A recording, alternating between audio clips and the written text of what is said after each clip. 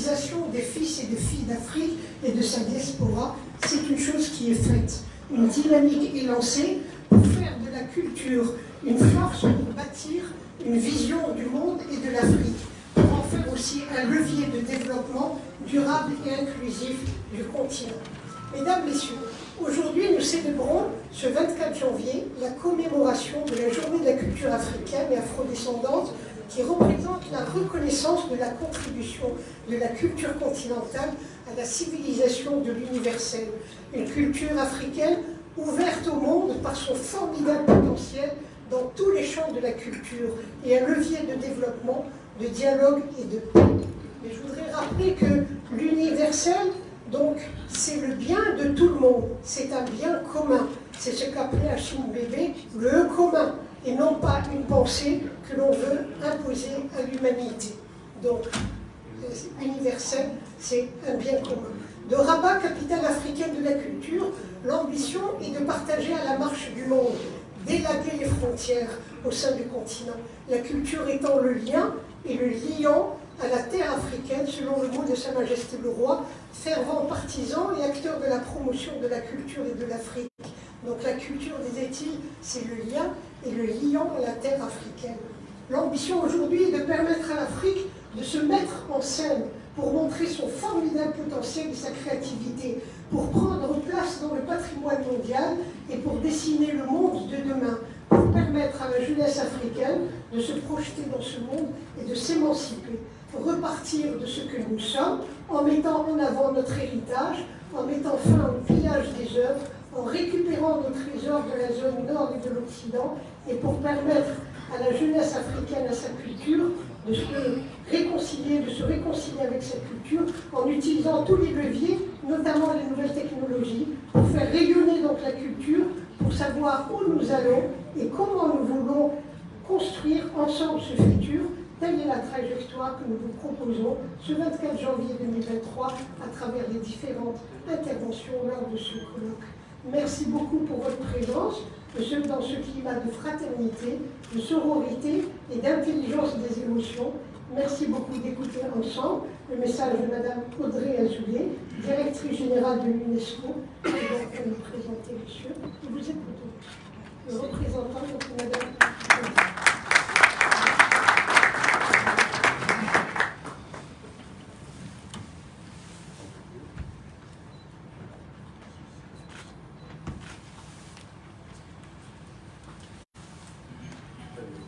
Bonjour à toutes et à tous, vous m'entendez? Merci beaucoup.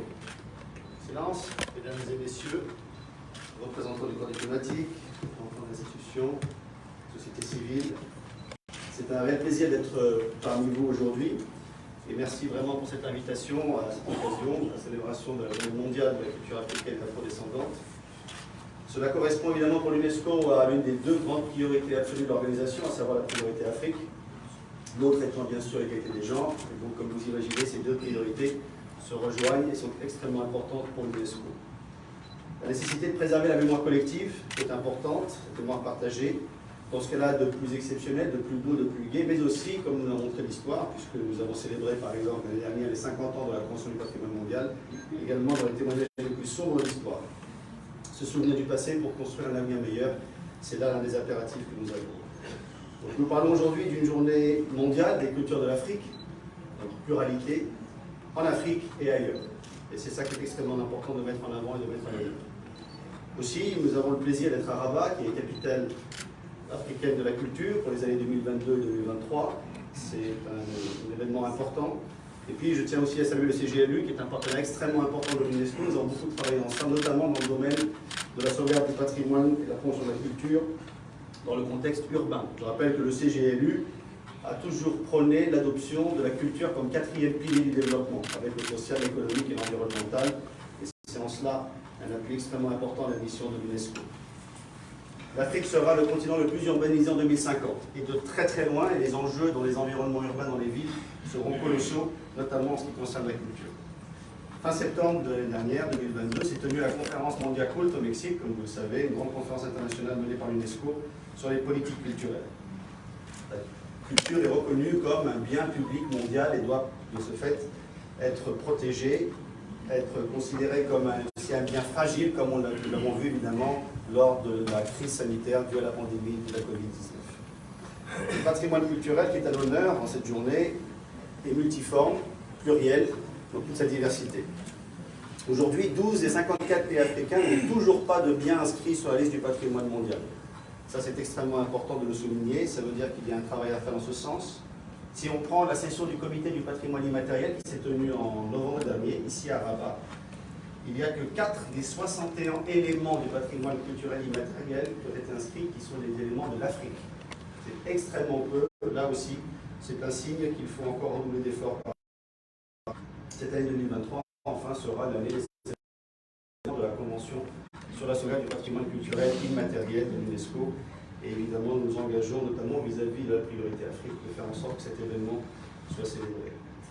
Donc, il nous est donné l'occasion de nous pencher sur ce qu'il convient de faire de novateur, peut-être d'inédit, pourquoi pas, pour assumer la promotion de la culture et sauvegarder le patrimoine dans sa diversité. Le faire autrement pour que la culture et le patrimoine soient pleinement intégrés dans les politiques culturelles. Celle-ci, en son préambule, rappelait que les peuples africains ont pu trouver dans la culture africaine la force nécessaire à la résistance et à la libération du continent. En cette journée mondiale, ce n'est pas une seule culture, mais des cultures riches de leur diversité que nous célébrons. Ce sont aussi des artistes de tous les pays, de toutes les disciplines que nous mettons à l'honneur, dans des champs aussi nombreux que le cinéma, la musique, la danse, la mode, le design. Autant d'industries créatives qui font vivre les artistes pour œuvrer à la renaissance culturelle africaine.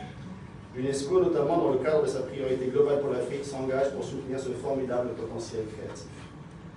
C'est ce que nous faisons par exemple dans le domaine du cinéma et de l'audiovisuel. La publication par l'UNESCO d'une toute première cartographie complète de ces industries en Afrique a été suivie par l'établissement de recommandations stratégiques pour aider ce secteur à atteindre son potentiel. Notre organisation encourage également des réalisatrices africaines dans un programme en partenariat avec la résidence NARA, une résidence d'artistes qui accueille chaque année des jeunes réalisatrices africaines pour soutenir leur travail, afin que les voix féminines de l'Afrique participent pleinement à cette renaissance culturelle. La sauvegarde des patrimoines et des pratiques culturelles des communautés africaines et afrodescendantes compte aussi comme une priorité de premier plan pour l'UNESCO. Ainsi, afin que le patrimoine africain soit reconnu à sa juste valeur, nous apporterons d'ici à 2030 notre soutien technique à l'ensemble des 12 pays africains qui n'ont pas encore de biens inscrits au patrimoine mondial pour soumettre une proposition d'inscription. C'est également dans cet esprit que nous multiplions nos efforts de formation à l'égard des professionnels africains du patrimoine pour que nous luttons contre le trafic des biens culturels partout dans le monde. Les arts, pratiques et traditions des peuples afrodescendants portent aussi l'héritage de tout ce que la culture africaine a offert au monde à travers ses différentes interprétations, à l'image de la rumba cubaine qui répond à la rumba congolaise, toutes deux inscrites sur la liste représentative du patrimoine culturel immatériel de l'humanité. Et comment enfin ne pas penser au jazz, né dans le sud des États-Unis, et dont les rythmes et les cadences inspirés des mélodies d'Afrique de l'Ouest ont incarné la lutte contre le racisme et les discriminations. Cette journée est donc l'occasion de rendre hommage à la richesse de cultures multiples et à l'engagement de ceux qui les font vivre. Car suivant les mots de l'écrivain martiniquais Aimé Césaire, la culture, je cite, c'est tout ce que les hommes ont imaginé pour façonner le monde, pour s'accommoder du monde et pour le rendre digne. Fin de citation. Ainsi prend fin le message de Mme Audrey Azoulay, directrice générale de l'UNESCO. Je vous remercie.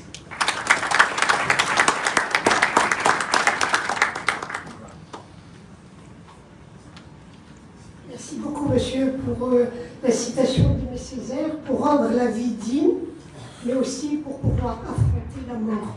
C'est ainsi qu'il termine cette phrase, pour pouvoir aussi affronter la mort. Et ceci me rappelle de formidables discussions qu'avait eu monsieur Aimé Césaire avec Marie Scondé, qui est aussi une très grande écrivain.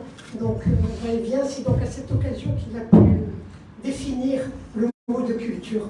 Merci beaucoup, monsieur. Donc, ce que nous retenons de votre intervention, surtout quand vous citez 4 des 64 éléments ne sont pas encore inscrits au patrimoine de l'humanité, nous retenons l'idée que le chemin est encore long pour faire de la culture un levier de développement, pour faire de ce secteur, donc pour l'intégrer dans les politiques publiques.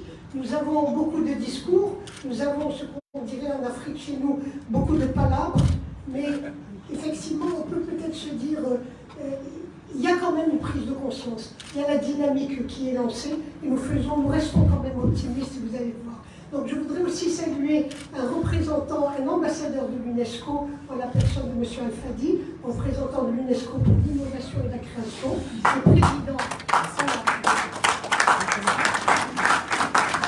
M. Al-Fadi, qui est président des associations de création de mode africaine et qui a fait un formidable, vraiment, c'était une formidable journée de FIMA le 7 décembre dernier, ici à Rabat, et ça a été vraiment un bouquet de bonheur, d'élégance, de beauté, mais en même temps ponctué par la réflexion, puisque à côté des mannequins, nous avions des conférenciers, notamment M. Célestin Monga, qui nous ont donné beaucoup à réfléchir. Merci beaucoup. Donc je voudrais passer la parole au représentant du ministère des Affaires étrangères du Togo.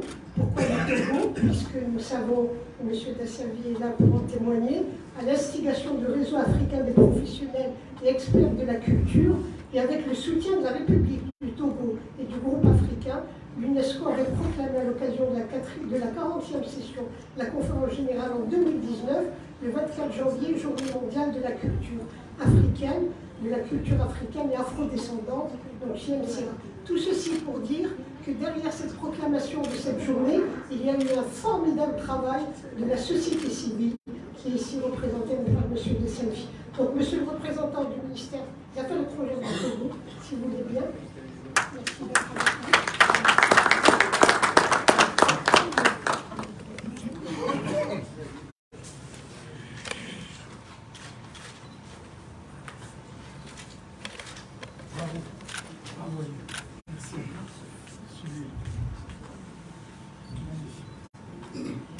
Monsieur le ministre de la Jeunesse, de la Culture et de la Communication, Monsieur le commissaire aux affaires sociales et culturelles de l'Union africaine, Madame la présidente du Conseil de la ville de Rabat, Monsieur le secrétaire général de CGLU Afrique, Monsieur le président du RAPEC, Excellences, Mesdames et Messieurs les ambassadeurs et représentants des organisations internationales, Mesdames et Messieurs, Son Excellence, M. Robert Doucet, invité à cette cérémonie officielle en sa qualité de ministre des Affaires étrangères et de l'intégration régionale des Togolais de l'extérieur pour représenter le Togo, pays porteur de la Journée mondiale de la culture africaine et afrodescendante auprès de l'UNESCO, empêché pour des raisons de conflit d'agenda, en faire ainsi honneur de représenter et de délivrer à cette auguste assemblée le message ici à Paris. Monsieur le président de la conférence générale de l'Organisation des Nations Unies pour l'éducation, la science et la culture, Madame la directrice générale de l'UNESCO, Mesdames et Messieurs les ambassadeurs, chers frères et sœurs des diasporas africaines et afrodescendants, nous célébrons aujourd'hui la 4e édition de la Journée mondiale de la culture africaine et afrodescendante. Adoptée en 2019 à l'unanimité par la 40e session de la conférence générale de l'UNESCO, sur la base d'un projet de résolution introduit par le Togo, la Journée mondiale de la culture africaine et afrodescendante se veut une occasion de célébration de la contribution des arts et cultures noires à la richesse de l'humanité et un instrument de leur promotion comme un levier efficace au service de développement durable, du dialogue et de la paix.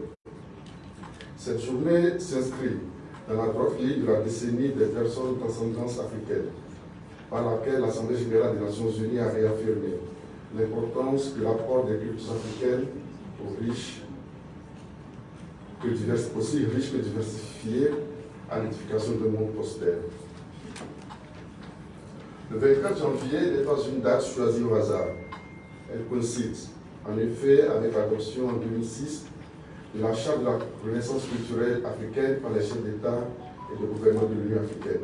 En réalité, les cultures africaines se manifestent aujourd'hui partout dans le monde car elles sont portées non seulement par les habitants du continent, mais également par les diasporas africaines, qu'elles soient anciennes ou actuelles.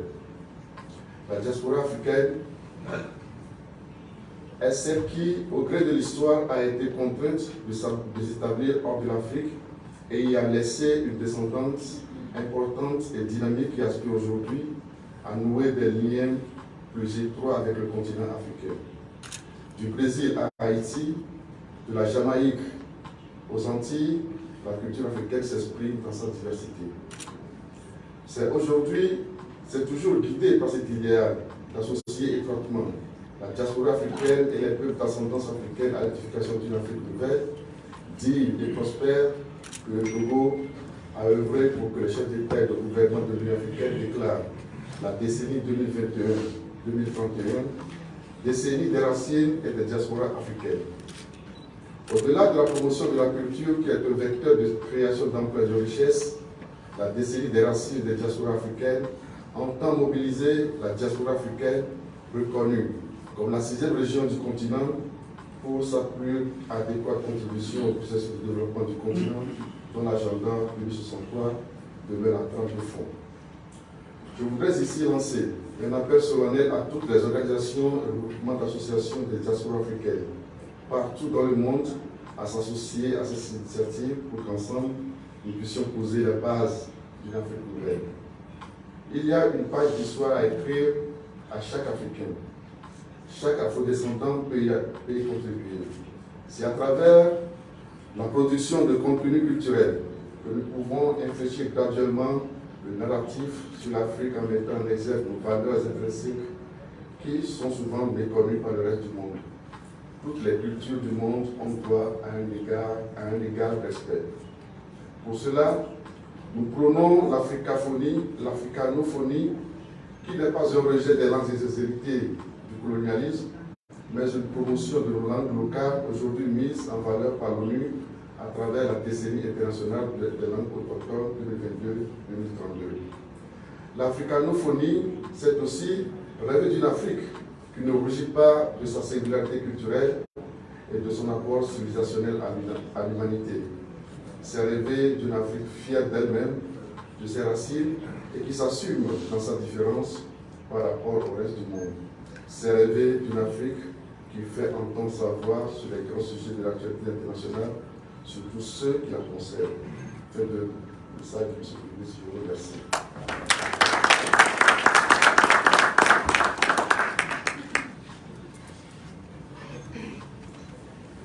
Merci beaucoup, monsieur, pour nous avoir présenté les différentes étapes de cette dynamique et de cette prise de conscience sur l'importance de la culture. Une prise de conscience qui donne tout son sens au préambule donc, de la charte donc, de la Renaissance culturelle africaine en 2006, vous l'avez cité, lequel préambule, ce qu'il disait, c'est que les peuples africains ont pu trouver dans la culture africaine la force nécessaire et la résistance à la résistance et à la libération du continent.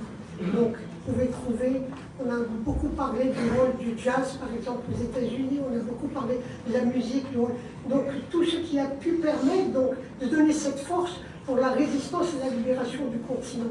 Donc, une page de l'histoire que notre génération, une certaine génération ici a connue, et qu'il est nécessaire aujourd'hui de transmettre aux jeunes. Et donc, c'est peut-être aussi une des activités à côté du politique, à côté du développement durable et inclusif, de l'association Dolibat El-Feth, qui est présentée ce matin, qui est représentée par son président, M. Abdelkarim Bilani, donc président de l'association Dolibat El-Feth, que j'invite à venir intervenir, même si nous l'avons pris un peu au pied levé.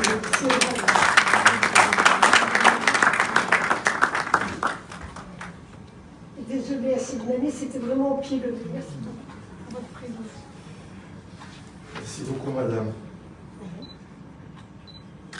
Excellences, mesdames et messieurs, je voudrais tout d'abord adresser mes vifs remerciements à mon ami Jean-Pierre Elon-Bassé, secrétaire général des cités et gouvernements locaux unis d'Afrique, de m'avoir invité à prendre la parole devant cette honorable assemblée à l'occasion de la tenue de la Journée mondiale de la culture africaine et afro-descendante. Et je voudrais aussi le remercier d'avoir choisi Rabat, ma ville, pour réunir toutes ces éminentes personnalités et traiter d'un sujet aussi important et majeur que celui de la culture de notre continent. Rabat, capitale de la culture marocaine, capitale de la culture africaine pour l'année 2022-2023. Le féliciter aussi pour l'excellent travail qu'il mène avec conviction à la tête de cette importante organisation continentale. Mesdames et messieurs, le Maroc a toujours été africain. Il est aujourd'hui africain. Il le restera tant que durera la vie. Ses racines profondes plongent et se nourrissent de cette terre d'Afrique bénie et féconde, d'Afrique, porteuse de civilisation, de culture et de patrimoine, forgée par ces femmes et ces hommes qui ont marqué l'histoire du continent, mais aussi celle de toute l'humanité. Et parce que la culture est un levier décisif et indispensable au développement et au progrès, sa centralité et son rôle sont un gage de réussite pour promouvoir le développement et la paix, mais également pour promouvoir les conditions de respect des valeurs mutuelles et de l'égalité dans le traitement des problèmes majeurs qui se posent aux États à notre époque. Mesdames et messieurs, la semaine dernière, l'Académie du Royaume organisait un grand colloque sur l'invention des écritures et l'état du narratif en langue africaine. 2 ans auparavant, il avait organisé une session dédiée à l'Afrique comme horizon de pensée. Plusieurs chefs universitaires ouvrent ces portes et dédient leur formation et leurs travaux à l'Afrique partout dans les universités du Royaume.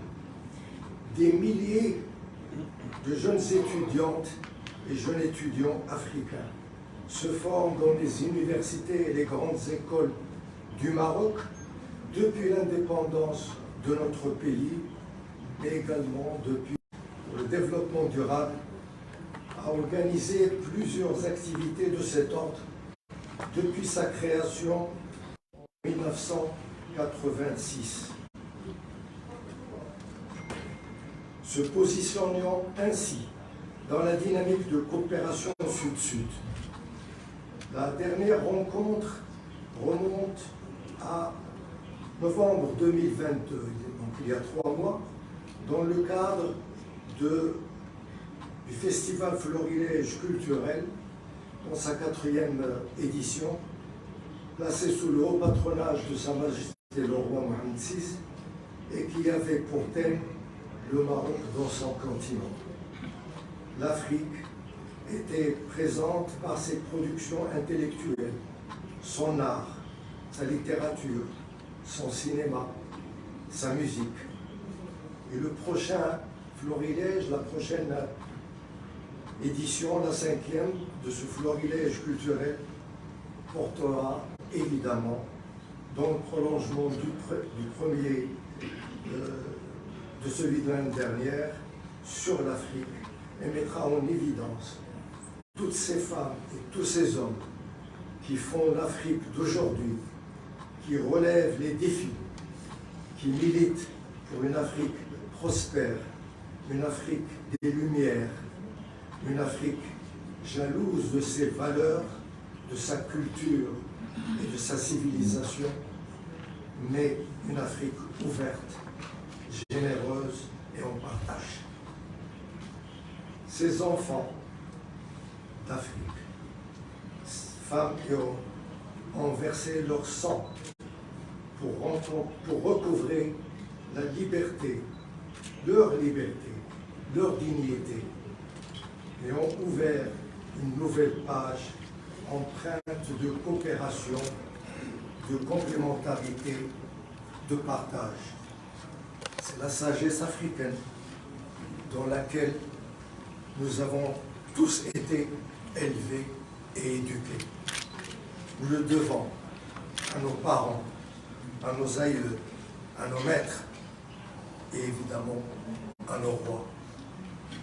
Tout récemment, c'est-à-dire en 2014, à Abidjan, Sa Majesté le roi Mohamed VI a prononcé un discours fondateur dont permettez-moi de lire un petit extrait qui guide ce discours, guide nos pas, nous autres Marocains, pour approcher les réalités du continent et avancer avec conviction et intelligence dans la voie du progrès.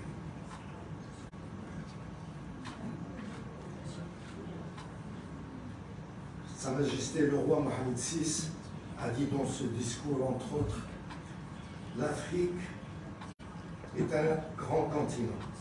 Par ses forces vives, ses ressources et ses potentialités, elle doit se prendre en charge. Ce n'est plus un continent colonisé. C'est pourquoi l'Afrique doit faire confiance à l'Afrique. Elle a moins besoin d'assistance. Elle requiert davantage de partenariats mutuellement bénéfiques. Plus qu'une aide humanitaire, c'est de projets de développement humain et social dont notre continent a le plus besoin.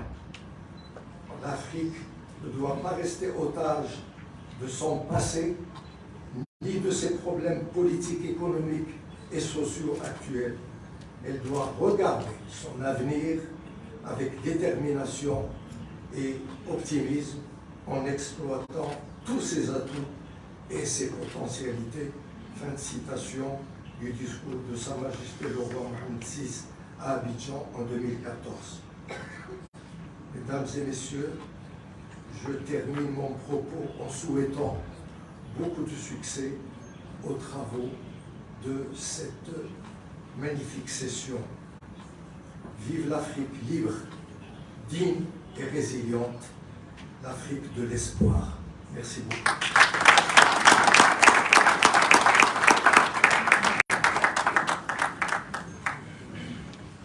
Merci beaucoup, Sam Benani, donc président de Ribat el-Feth. Merci beaucoup pour ce plaidoyer pro domo pour la libération de l'Afrique, car si nous avons eu nos indépendances politiques, le chemin est encore long pour une véritable décolonisation et pour une véritable libération économique. Et donc c'est ce que vous avez dit, l'Afrique qui ne doit pas rester otage. Donc merci beaucoup Sebnani pour avoir donc parlé avec beaucoup de cœur de l'Afrique et des liens qui unissent le Maroc à l'Afrique, des liens qui ne sont pas seulement dans le secteur économique et politique, mais qui touchent à la culture, à la culture comme disait Sa Majesté, qui est ce lien et ce liant à la terre d'Afrique. Je vais passer la parole, le relais à Mme Asma Halou, qui est maire de Rabat, qui est présidente du conseil de la ville de Rabat, et qui est par sa présence un témoignage de la place, ici de la femme au Maroc, la femme qui a pris sa place dans l'espace public, l'espace privé, dans le milieu associatif, et qui montre un peu tous les efforts que nous avons fait dans ce domaine, même si nous ne sommes pas encore dans la parité, mais depuis 2004, à l'époque du Code de la famille qui est en train d'être réactualisé, beaucoup d'efforts sont faits, mais comme dans le secteur de la culture, le chemin est encore long. Merci beaucoup, Madame Asma, d'être avec nous. Merci beaucoup. Le chemin est encore long, mais on reste toujours optimiste.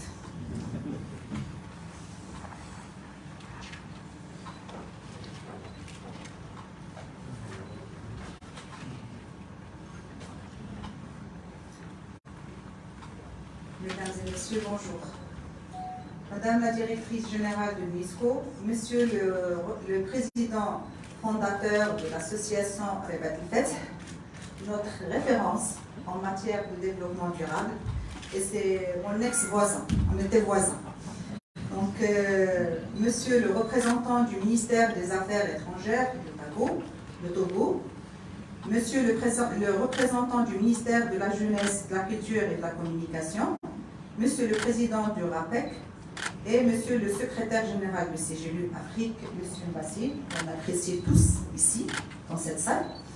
Excellentes et Messieurs les ambassadeurs, honorables assistance.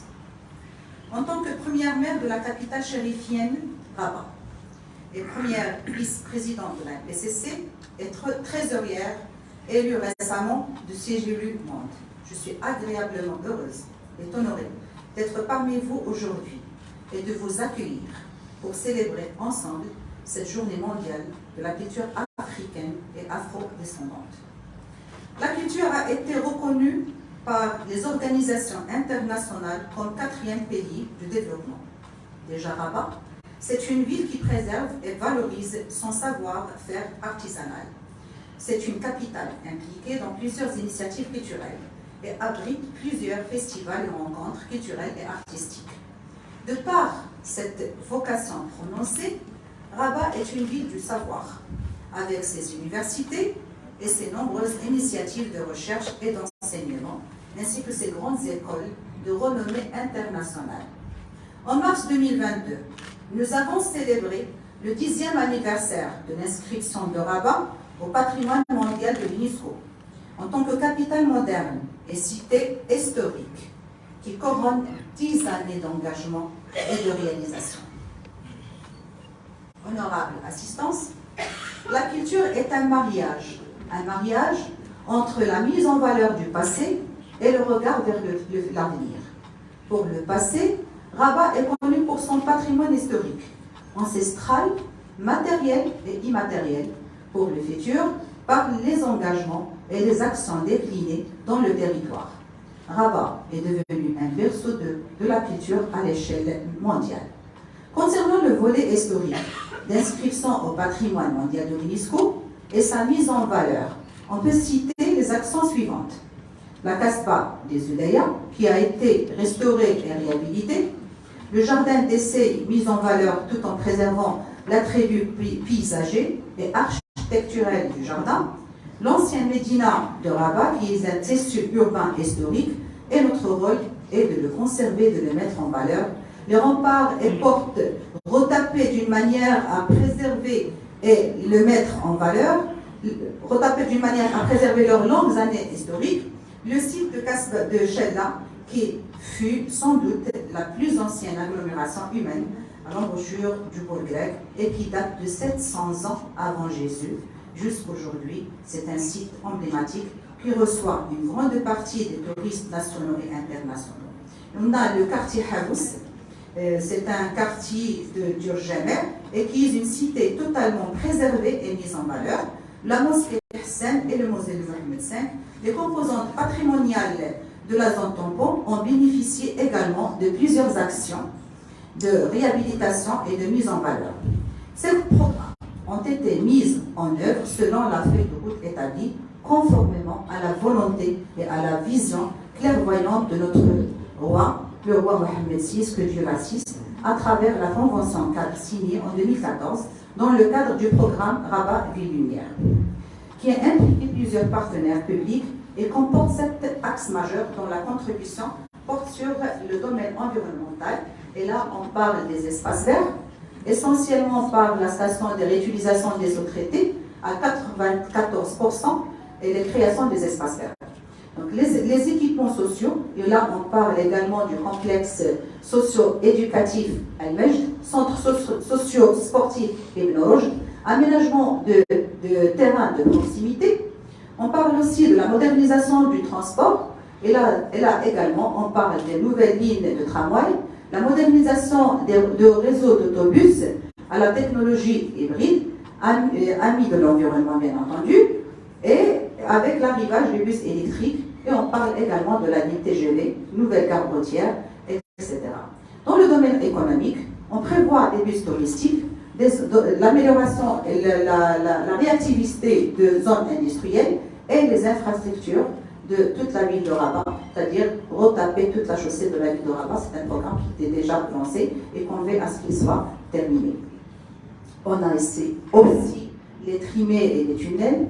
Donc, concernant les nouveaux projets culturels de la ville de Rabat, ne pouvons citer le Grand Théâtre de Rabat, et on a hâte de le voir fonctionner, qui représente le plus grand théâtre en Afrique, les différents musées, le musée Mohamed VI, d'art moderne, le musée archéologique, le musée des Oudaya, le musée national de la photographie, le musée Maroc Télécom, le musée de la Banque centrale, ainsi que l'inauguration par son Altesse royale, la princesse Lalla Hasna, présidente de la Fondation pour la sauvegarde du patrimoine culturel arabe de Rabat, le 7 janvier 2023, à la Kasbah des Oudaya du musée national de la parure. Et c'est magnifique, je vous invite à le visiter, c'est agréable. Donc, on cite également la riche bibliothèque nationale de Rabat avec l'installation de cette maison de culture, du grotte piscine municipale et prochainement l'ouverture de 2 autres piscines avec des prix compétitifs. Pour renforcer l'accent de proximité dans le domaine de la culture, une convention de partenariat a été signée avec le ministère de la Jeunesse, de la Culture et de la Communication afin de réaliser 5 théâtres de proximité. Oui, au niveau de 5 arrondissements de la capitale, l'objectif est d'élaborer des pièces théâtrales avec des langues différentes afin de permettre à nos enfants et surtout aux enfants défavorisés de bénéficier d'un patrimoine culturel, éducatif, leur permettant de s'ouvrir sur d'autres civilisations et s'enrichir davantage également. Également, des maisons de la broderie seront restaurées afin de permettre la conservation de notre patrimoine immatériel. Grâce à ces belles actions qui ont été réalisées ces dernières années, Rabat a mérité la double nomination en tant que capitale culturelle dans le monde islamique et première capitale de la culture dans le monde, dans le continent africain. Ce qui nous a permis de fêter cet événement par un programme étalé sur une année comportant 100 événements culturels permettant l'échange et de partager le savoir entre les différents pays de notre continent. Honorable assistance, suite aux orientations de notre plan d'action communal qui a été élaboré en conformité avec les stratégies nationales du programme du gouvernement et la cohérence avec le PDR et le PDP, l'action se poursuit grâce à la mobilisation de tous les acteurs, faisant que le patrimoine culturel prend réellement sa place au cœur du développement local dans la capitale du royaume. C'est ce que les habitants de Rabat, ainsi que ses visiteurs, ne manquent pas de relever. Saluons et se félicitant de l'intérêt particulier porté au patrimoine culturel dans les projets urbains de notre capitale. Ces réalisations donnent à Rabat le droit d'être fier pour avoir réussi le pari de l'équilibre entre patrimoine et développement et entre nature et culture. Finalement, je remercie tous nos partenaires nationaux et internationaux et plus particulièrement notre ministère de la Culture, la Wilaya de Rabat Saleh Ilkra et CJUA de aider la République togolaise ainsi que le réseau africain des promoteurs et entrepreneurs culturels et africains. Notre engagement vers la culture est irréversible et nous avons invité et nous vous invitons vivement à découvrir ces réalisations concrètes sur le terrain et je vous remercie pour votre attention. Merci à tous.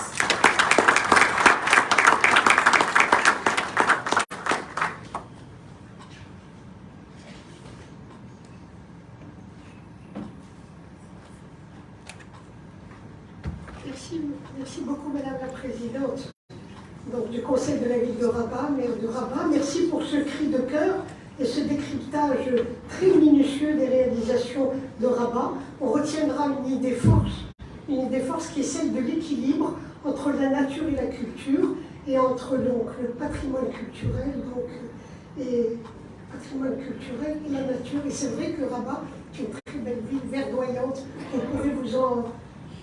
Vous pouvez en prendre un peu la mesure de cette verdure, des arbres et des différents parcs que nous avons à Rabat. Merci beaucoup, Madame, pour ce que je dirais, ce cri de cœur. Et je voudrais juste dire, Rabat qui s'est enorgueilli d'un certain nombre d'ouvrages sur la ville elle-même, qui sont parus très récemment. Donc je voudrais juste citer le livre, l'ouvrage de l'Académie royale du Maroc, le livre de Rabat, ville à découvrir, qui est un ouvrage collectif sous l'égide de M. Nabil Ben Abdallah, l'ouvrage de Mme Rita Awad, qui est une doctorante du lycée Descartes, c'est Rabat, une sorte de rétrospective, qui est aussi un très beau livre, le livre d'un médecin français depuis très longtemps installé au Maroc, le docteur Chastel, qui a écrit Rabat, 20 siècles d'histoire, donc vous voyez, c'est tout un patrimoine. Et le dernier, enfin l'un des derniers en date, c'est celui de M. Moustapha Délé, qui est présent avec nous, qui a été publié par CGLU Afrique, préfacé par M. Jean-Pierre Bassi, Rabat confiné, Printemps confiné, qui a été donc écrit lors du confinement ces deux dernières années. Merci beaucoup, Madame Ham. Je vais passer la parole à... Oui, je vais passer la parole à M. John Haïté de sa vie. M. John Haïté de sa vie, vous voyez quand vous prenez la brochure, donc cette brochure sur Rabat Capitale africaine, le premier mot qui m'a frappé, c'est à l'instigation du réseau africain des professionnels et experts de la culture, le RAPEC, que dirige donc M. de sa vie. C'est bien à l'instigation, c'est-à-dire qu'il y a eu tout un travail de fond qui a été fait par la société civile avant d'aboutir donc à cette reconnaissance. Je crois qu'il va falloir saluer ce travail des forces vives donc, de la société. Ce n'est pas toujours que les gouvernements, mais ce sont les sociétés qui sont derrière. Et je voudrais aussi profiter pour rendre hommage à une amie qui est décédée, qui a porté ce projet, donc, qui s'appelle M. Larry Sambiani, qui était donc togolais, qui était donc votre ami, M. de sa vie, et qui a porté ce projet. Merci beaucoup. Donc,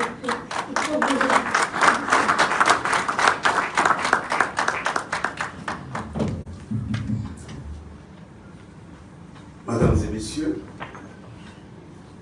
je ne sais pas par où commencer, après avoir écouté des voix aussi magnifiques, des voix aussi illustrées. Je me dis des fois, il y a des choses qui vous arrivent dans la vie qui vous dépassent. C'est là où on se sent humain. Je voudrais saluer d'abord, avant justement, parce que les discours c'est bien, mais les messages, les témoignages qui viennent du cœur ont une force de la, je vais même dire, qu'en général, ce sont des forces de la vérité. Je voudrais remercier le bon Dieu Tout-Puissant de nous avoir accordé cette grâce qui nous a permis de nous retrouver ici, dans ce grand royaume que je vous demande d'applaudir.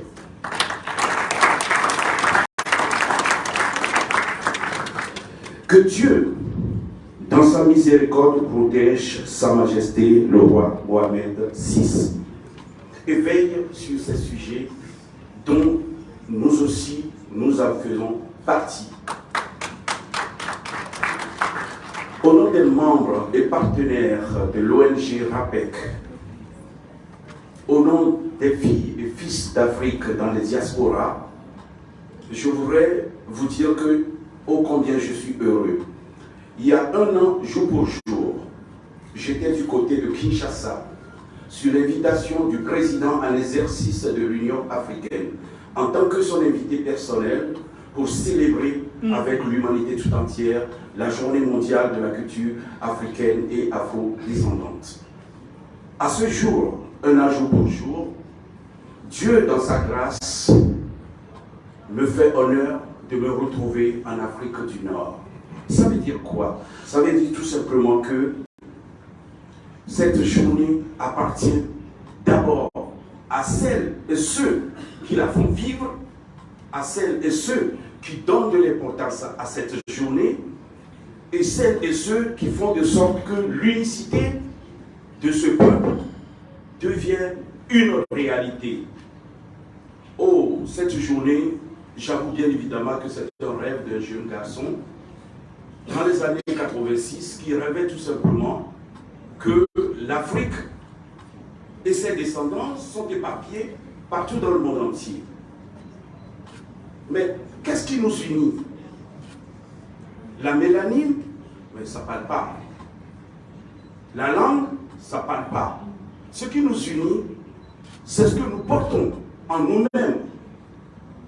Et c'est ce que nous portons qui fait tout simplement nos singularités. Mais cette singularité, nous la partageons, nous la décrétons d'une manière aussi ostentatoire, d'autant plus que partout où nous passons, on estime que nous représentons une valeur. L'Afrique, pour moi, et pour ceux qui sont dans cette salle, c'est le berceau commun de l'humanité. À ce juste titre, à travers cette journée mondiale de la culture africaine et afrodescendante, qui est une journée initiée par la société civile, la diaspora africaine en France, pour ne pas dire en Europe, elle a estimé que un jour dans l'année, pour rendre hommage à l'Afrique, notre berceau, devait être une réalité. Mais oui, le chemin était long, parsemé d'embûches. Des fois, on se dit, mais qui est ce Haïté Dossavi? Il sort de quelles grandes écoles? Qui le finance? Qui se cache derrière? Il n'y a personne qui se cache derrière ma modeste personne. Il n'y a que le bon Dieu Tout-Puissant. Rendons grâce à Dieu. Je vous demande d'applaudir le bon Dieu Tout-Puissant. Franchement, c'est quand même le minimum. Alors, cette journée ne m'appartient pas. D'autant plus que j'ai demandé à Dieu Tout-Puissant de m'éclairer sur une journée qui sera la date symbolique de la journée mondiale. Dans mes prières, je suis tombé sur la charte de la renaissance culturelle africaine. Et quand j'ai commencé par lire cette charte, je commençais à avoir la chair de poule. Je me dis, waouh, tout est dedans pour donner une image positive à notre continent. C'est la date du 24 janvier qui sera dorénavant la date que nous allons choisir pour rendre hommage à l'Afrique, berceau de l'humanité. Et au-delà de ça, une date qui symbolisera justement la passerelle entre les filles et fils d'Afrique, les passionnés de la culture africaine et celles et ceux qui aiment ce continent. J'avoue bien évidemment que la réalité est là aujourd'hui, car quand on a la foi, quand on croit en Dieu, tout est possible. Et ça, je le dis parce que je l'ai vécu. Je ne fais pas un discours, c'est juste un témoignage. Parce que, en général, dans ce genre de situation, on a envie d'avoir des superlatifs. On a envie d'utiliser des mots de grandiloquence, des mots qui vont toucher certaines personnes. Mais en tout cas, des fois aussi dans la vie de chaque être humain, il faut avoir de l'humilité et remercier celles et ceux qui vous ont accompagné.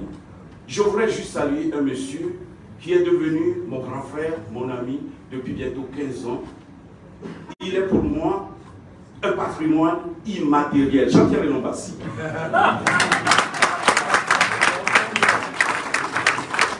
Ce patrimoine immatériel parce qu'on ne peut pas le toucher. C'est pas quelque chose, on ne touche pas Elon Bassi. Elon Bassi, c'est pas un objet. C'est un esprit. Et Jean-Pierre, je te dis merci. Je te dis merci vraiment pour tout ce que tu fais. Tu as créé une passerelle qui sert aujourd'hui d'une pièce de rencontre, une salle dans laquelle tout le monde se trouve. Merci beaucoup. Madame la maire, soyez pas jalouse. Parce que vous êtes, pour la première fois dans la ville de Rabat, la femme que la ville de Rabat a donnée comme première magistrate. Merci, madame. Et avec vous, vous avez réussi à faire de sorte que votre ville, sincèrement, la ville de Rabat, a balayé toutes les villes pour devenir la capitale africaine de la culture. Bravo, madame. Je suis fier de vous. Alors, je ne veux pas être long, sincèrement.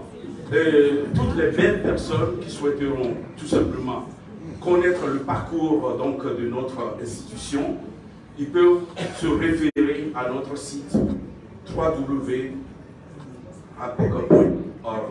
Mais je veux saluer quelques amis, parce que si je quitte ce pupitre sans leur dire merci, c'est que j'ai failli à mon devoir de reconnaissance. Je voulais demander à Sa Majesté Akati II Titilevo de la ville de Comé, qui est parmi nous, de se lever pour qu'il puisse recevoir notre acclamation. Sa Majesté.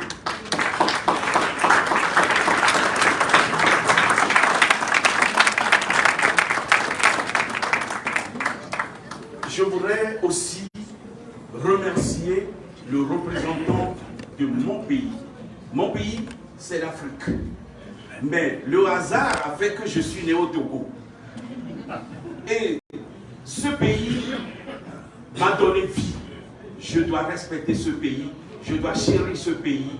Et je veux dire tout simplement merci aux plus hautes autorités du Togo qui est représenté par M. Koutier. Bon, qu'est-ce que vous voulez, Sa Majesté Mohamed VI? Je souhaite franchement que la prochaine édition de la JMCA qui soit avec nous. Et qu'on rend hommage, Madame la maire, vous allez nous faire cet honneur. Et parmi nous ici, professeur Vanguard d'Université d'Harvard, il est où?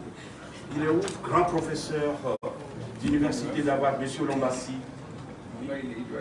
Ah d'accord. Il est où, Monsieur le grand professeur?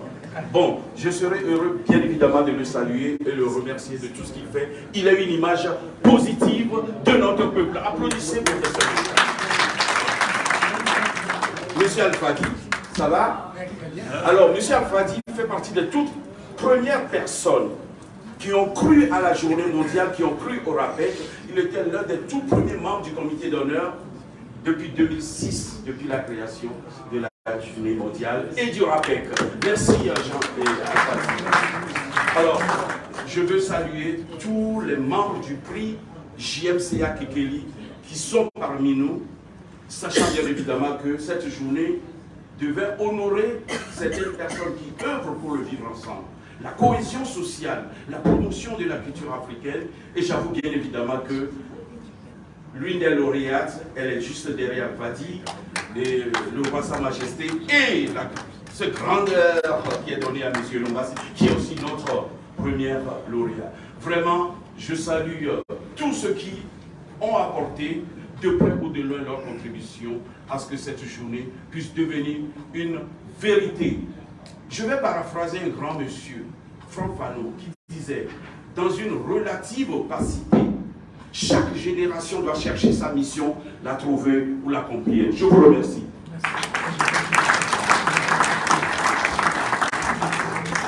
Merci beaucoup, monsieur Bossavis. Merci beaucoup pour ce moment de bonheur. Merci d'avoir... vous disiez que cette journée vous appartient, comme elle nous appartient à nous tous, et nous allons, puisque vous avez fait appel à nos prières, nous allons habiller le ciel. Nous avons avec nous l'écrivain Eugène Ebaudet qui a fait un très beau livre. Son dernier livre, c'est Habiller le ciel. Et habiller le ciel, c'était par quoi? C'était par nos prières. Nous allons justement habiller le ciel pour que cette journée soit toujours une journée importante et qu'elle reste dans l'esprit de tous ceux qui font les politiques publiques de nos pays et de l'Afrique. Merci beaucoup, M. de Sade, d'avoir rappelé le rôle important de la société civile qui reste le cœur battant de la démocratie. La démocratie, là aussi, le chemin est encore long à faire quand on voit tout ce qui se passe dans notre continent, mais c'est peut-être l'occasion pour un autre colloque. Alors j'ai le plaisir de passer le relais à Simon Benirko, qui est directeur des arts, commissaire général de Rabat, capitale africaine de la culture, puisque nous savons que cette journée, c'est faite avec CNGL Afrique, avec la mairie de Rabat, et donc avec le ministère de la Culture, M. Benirko qui représente M. Bensaïd, le ministre de la Culture, le ministre qui nous a envoyé un télégramme ce matin pour nous féliciter pour la tenue de cette journée. M. Benirko, si vous voulez ça.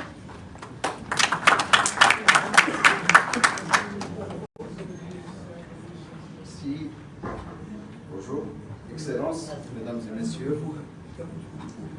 Je tiens tout d'abord à remercier la CGLU Afrique et à sa tête M. Jean-Pierre Lombassi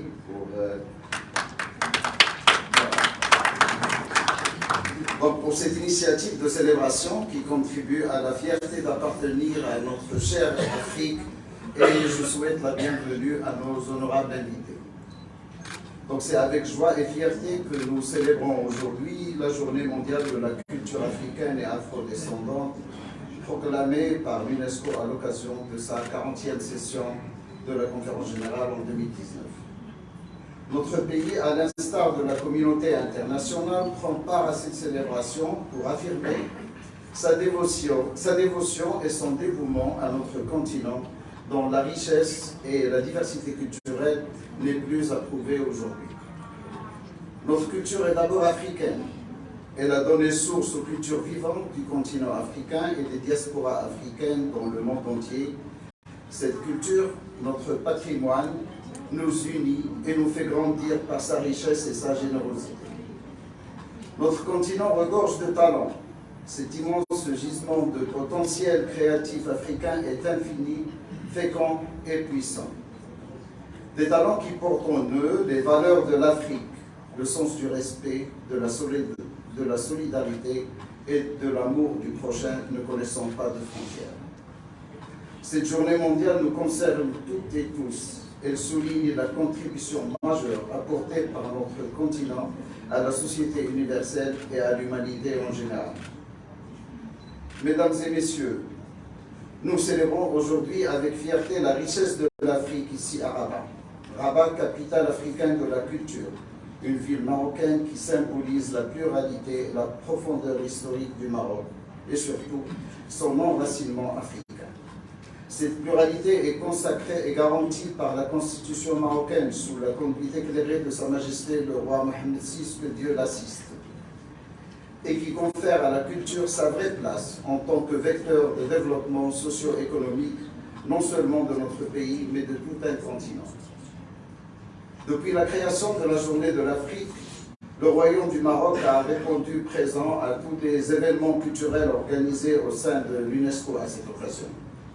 Le ministère de la Jeunesse, de la Culture et de la Communication est conscient du rôle majeur qu'il doit jouer pour la promotion de la culture africaine.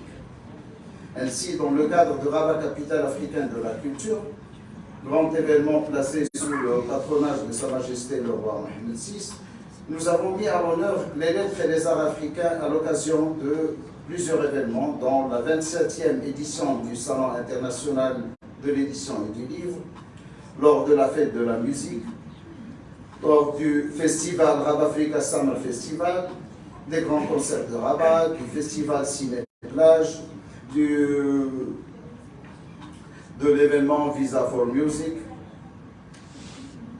ou du concert Voix de femmes africaines que nous avons organisé dernièrement.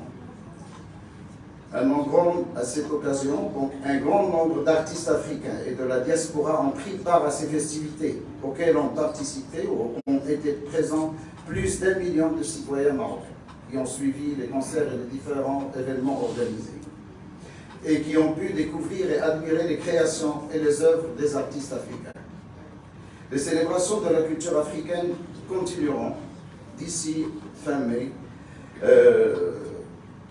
donc avec le théâtre, la poésie, la mode, le design, les arts plastiques, la danse, la philosophie, les arts de la rue et d'autres formes de création artistique.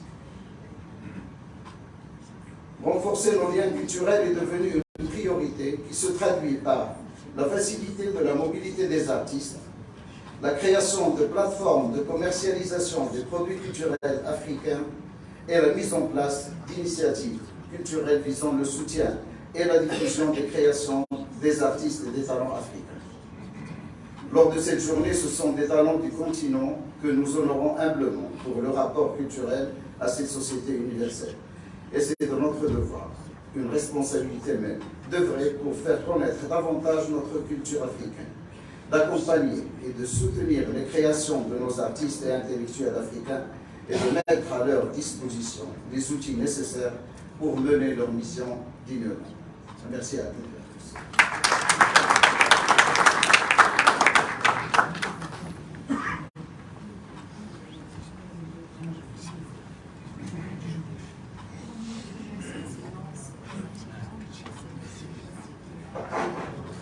Merci beaucoup, monsieur Hercule. Je voudrais aussi, je m'excuse, j'ai oublié de remercier tous les représentants institutions de la wilaya qui ont aussi été partie prenante de ce projet. Et on a remercié quelques personnes. Je crois qu'il faudrait aussi remercier tous ceux qui représentent ici donc ce monde associatif et ce monde de la société civile. Très rapidement, j'ai vu quelques visages ici dans la salle. Madame Claire Paté, qui est architecte, qui a beaucoup œuvré pour la réhabilitation d'Ersoul et du Casbah, et donc qui est architecte exécutif du musée Saint-Laurent à Marrakech. Je voudrais citer M. Luki Zouaoui, qui depuis 30 ans est derrière l'association pour la culture de Salé, de la ville de Salé. Je voudrais saluer M. les amis Driss Ezemi, qui malgré un agenda très chargé parmi nous ce matin, qui représente donc, qui est président du Conseil de la communauté des Marocains d'étrangers, qui fait un travail formidable. Je voudrais saluer M. Hicham Hilou, qui est designer et qui met beaucoup tous ses efforts dans la formation des jeunes, et qui vient d'avoir un grand prix en Arabie Saoudite à Riyad, qui revient justement de l'avion de Je voudrais saluer Mme Mariam Siti, qui ferraille tous les jours, qui se bat pour belle revue qui s'appelle Diptyque, une revue culturelle. Il n'y en a pas beaucoup, il faut vraiment se battre tous les jours. Et donc, dire tout ce monde associatif, aussi saluer M. Tofir Bouchiche qui est à la tête de l'association Sud-Nord. Ça aussi, vous savez, on est toujours Nord-Sud, là pour une fois, c'est Sud-Nord. Peut-être qu'on aura beaucoup de choses à leur apporter à cette région du Nord et à l'Occident. Donc voilà, merci beaucoup. En tout cas, merci à vous tous. Désolé d'avoir, je suis sûr que j'ai oublié beaucoup de choses, mais en tout cas, merci pour votre présence. Et là, comme on dit en arabe, misk, c'est-à-dire c'est la cerise sur le gâteau à la fin. Donc, je voudrais passer le relais à monsieur Jean-Pierre Bassi. Jean-Pierre Bassi qui est en arabe. Alors, Jean-Pierre Bassi qui est à la fois une cheville ouvrière, vous savez, extraordinaire de tous les travaux, les colloques, de toute cette réflexion, qui est la mouche du coche. Vous savez, il est toujours derrière en train de piquer, mais réveillez-vous, réveillez-vous. Et qui est aussi un militant extraordinaire des villes africaines, qui a beaucoup, pendant des décennies, travaillé à la promotion des collectivités locales, parce que pour lui, la culture, c'est pas top-down, il faut d'en bas, il faut des collectivités locales, il faut des communes, il faut des villes. C'est là où on peut faire la compréhension de la culture. Et M. Mbassi, qui est un interlocuteur privilégié du système des Nations Unies, une Union Habitat, et bien sûr l'UNESCO largement représenté ici. Jean-Pierre Mbassi, bienvenue ici chez toi. Merci beaucoup, Farida. Merci à toutes les autorités qui ont bien voulu honorer de leur présence cette commémoration de la Journée mondiale de l'agriculture et afro-descendants. Je pense que l'UNESCO, en proclamant cette journée, faisait justice à l'Afrique, mais ne se rendait peut-être pas compte qu'elle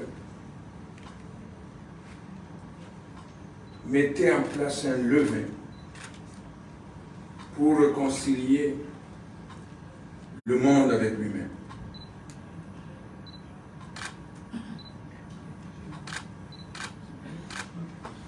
L'Afrique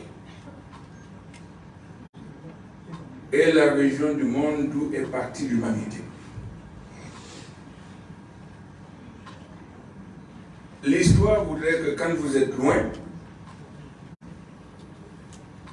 petit à petit s'estompe le souvenir de votre origine.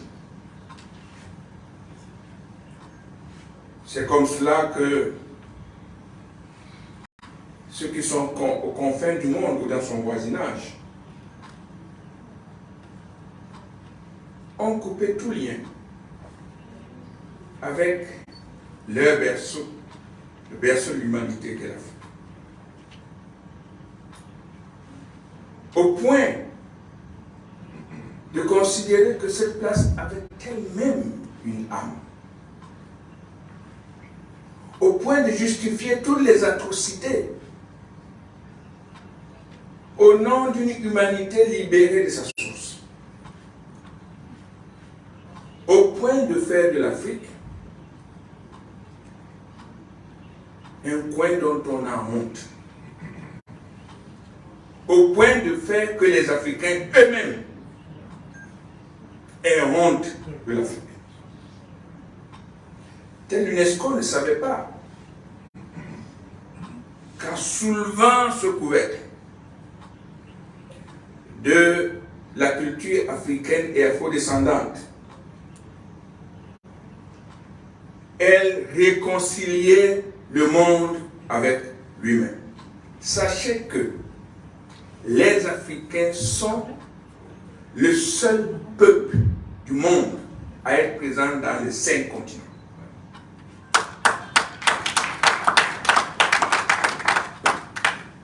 Et sachez que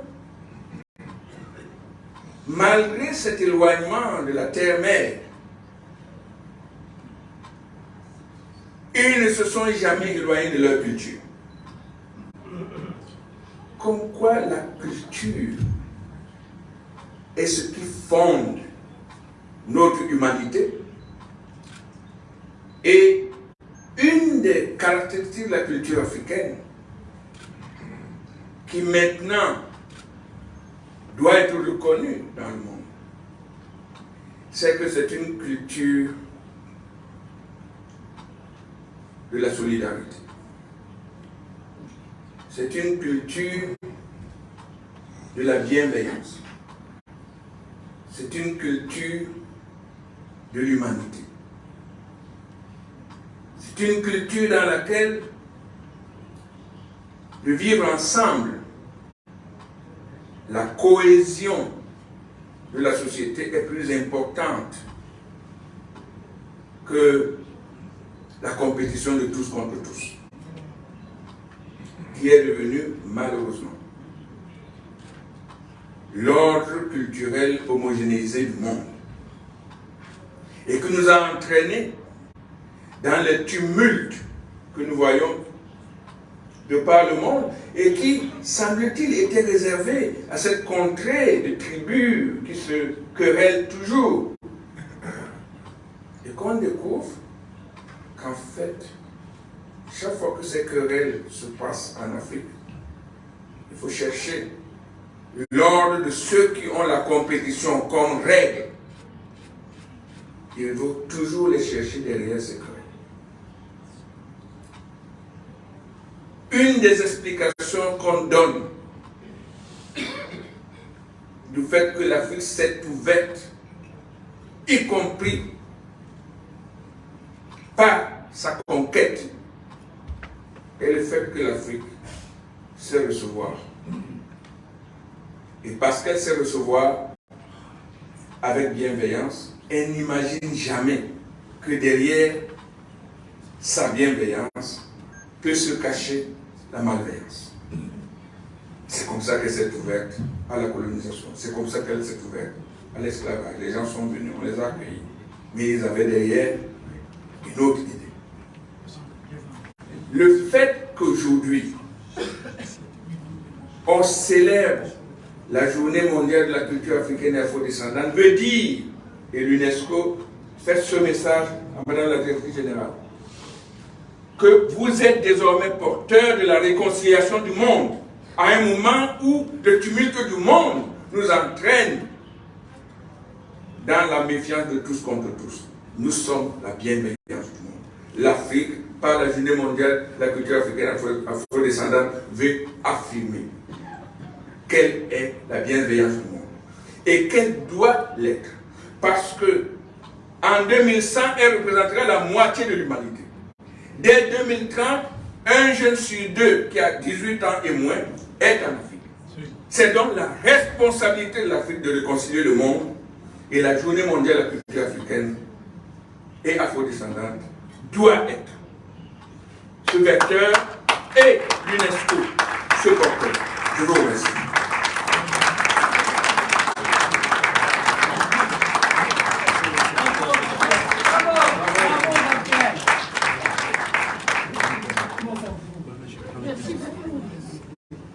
Merci beaucoup. Voilà, ça c'est l'émotion. Merci beaucoup Jean-Pierre. Je crois que l'assistance a bu chacune de tes paroles et les applaudissements sont un témoignage de la reconnaissance, donc de la force des mots que tu as pu conférer sur l'Afrique. Merci beaucoup Jean-Pierre Massy. Excusez-moi tout à l'heure, pour les remerciements, j'ai oublié Madame Rachida Knaout qui est venue de Paris et qui représente, qui est commissaire des diasporas africaines en France. Je suis sûre que j'ai oublié beaucoup de monde et vraiment je m'en excuse, mais Madame Klaus est venue donc de Paris hier et elle est commissaire, elle vient d'être nommée commissaire des diasporas africaines en France. Je crois que c'est important avec tous les débats qui se passent en ce moment autour de l'identité, autour de cette montée de populisme, etc. C'est important que nous puissions l'encourager dans son travail. Merci Rachida d'être parmi nous. Alors je crois que nous allons avoir l'hymne. Ensuite, nous aurons... Il y a un petit peu, on bouge un peu, bon, je profite de mon pouvoir régalien d'animatrice pour dire que nous n'allons pas faire de pause, que nous allons directement écouter un grand écrivain, qui est M. Célestin Monga, qui est là. Et donc il faut profiter donc, de cette expertise et de se concentrer d'intelligence pour pouvoir... je crois que c'est important. La pause n'est pas dite, donc lit, et ensuite... Pardon ?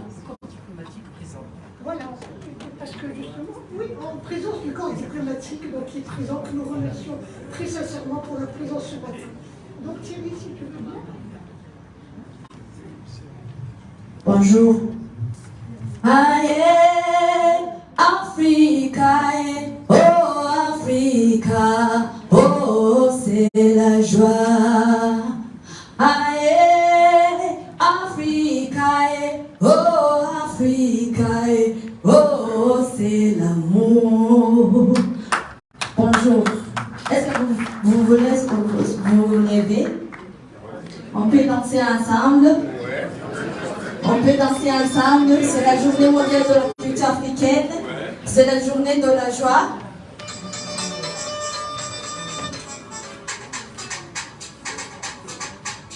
Hey!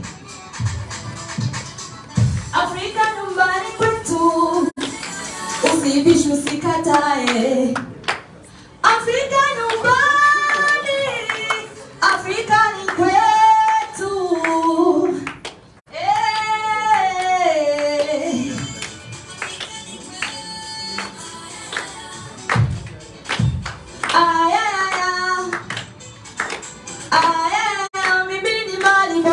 Afrika, nalipenda bara langu la Afrika. Tusonge mbele, tusirudi nyuma, na tutengeneze Afrika yetu. I'm proud to be an Africa. Wherever I go in Africa, I feel home. Yeah, yeah, yeah. Oh mama, Africa is my land. I belong. Yeah, yeah, yeah, yeah.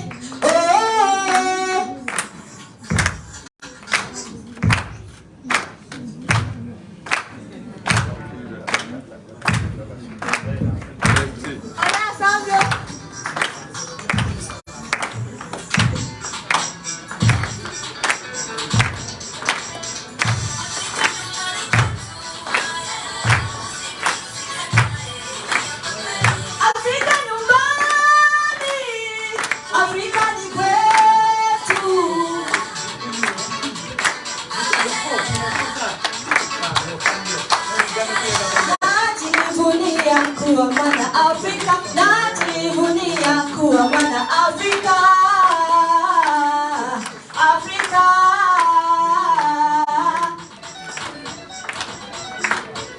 Yeah.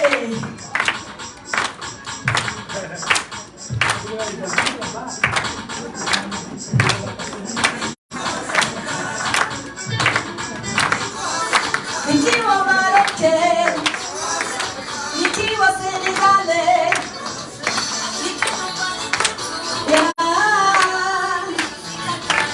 hiyo ni kweli. Afrika ni kwetu.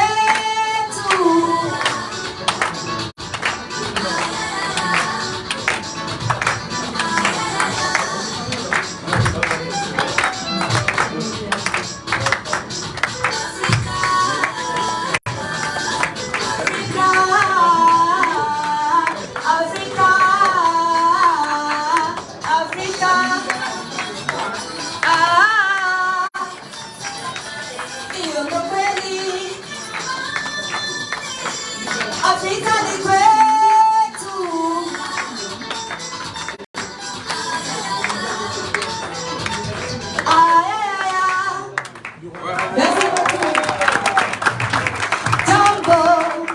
Jambo bwana, habari gani? Mzuri sana. Afrika wakaribishwa, Afrika yetu hakuna matata. Jambo bwana, habari gani? Mzuri sana. Nyote mwakaribishwa, Afrika yetu hakuna matata. Afrika ya amani, hakuna matata.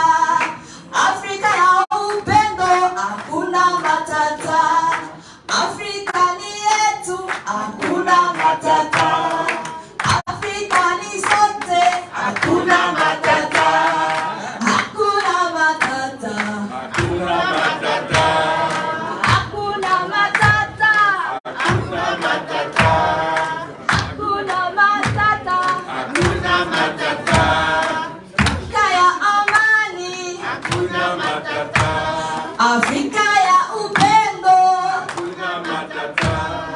hakuna matata, hakuna matata. Merci beaucoup.